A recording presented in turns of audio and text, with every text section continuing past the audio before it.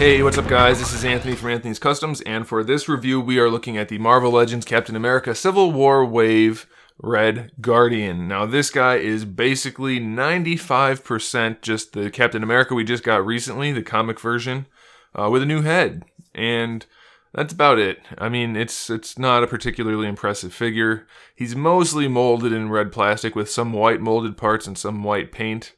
And that's about it. He's got a cool shield, decent head sculpt. Not a whole lot to talk about, but let's get him off the stand and see what there is to say. Okay, so if you're not familiar with this guy stands about 17 centimeters, which makes him just about 6 3/4 inches tall, yeah. So it's basically that middle build. It's not the Bucky Cap body and it's not the Hyperion body. It mostly looks okay, and it's mostly effective, but there are some issues with it. We're still in need of that generic body that we want to reuse over and over again.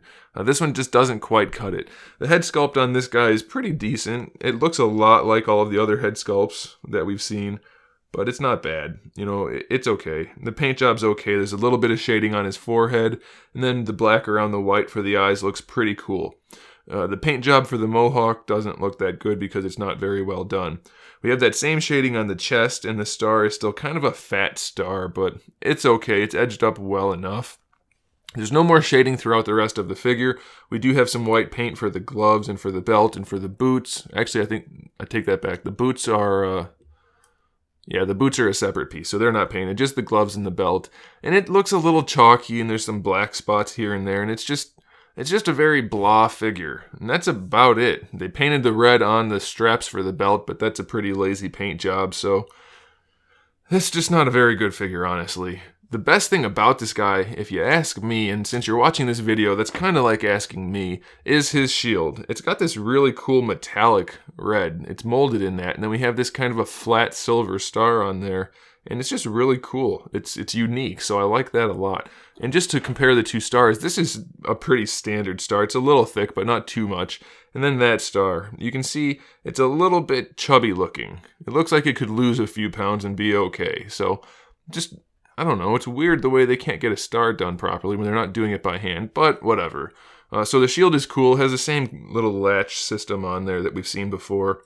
And the figure is basically the same thing we've seen before, so I don't really need to run through it. It's not a particularly great body. It's okay, and the paint job is basically not there, so it's just an okay figure. It's not particularly bad. It's not particularly good.